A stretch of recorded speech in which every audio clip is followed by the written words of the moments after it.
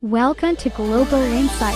Today, we're investigating the evolving dynamic between the United States and China and what it means for the rest of the globe. We often hear about these two superpowers, but what's really happening behind the headlines? Is it a straightforward rivalry, or is there more to the story? Under the Trump administration, we've seen a significant shift in America's approach to international relations. Some might say it's been unconventional.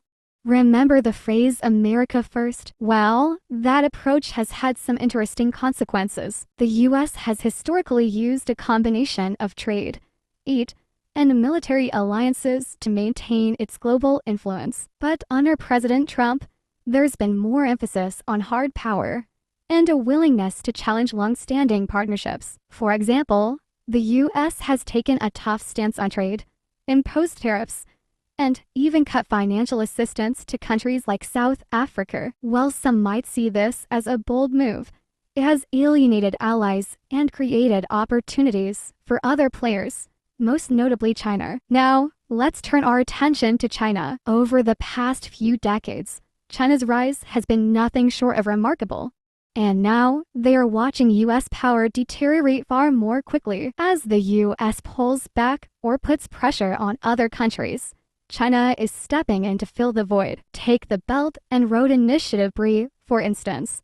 It's a massive infrastructure project aimed at connecting Asia, Africa, and Europe. While the U.S. might pressure countries to limit their participation, China offers loans and infrastructure development, which can be very attractive to middle-income nations. But it's not all smooth sailing for China. They face challenges too. Unlike the U.S., which has historically focused on partnerships with local organizations, China's approach has been more focused on loans and infrastructure, and some countries are wary of becoming too dependent on Chinese investment. So, what does all of this mean for the rest of the world? Well, many countries find themselves in a tricky position. They don't want to choose sides, but they also can't afford to ignore either the U.S. or China. We're seeing a lot of hedging of baits. Countries are trying to maintain relationships with both powers, while also looking out for their own interests. And it's not just about economics.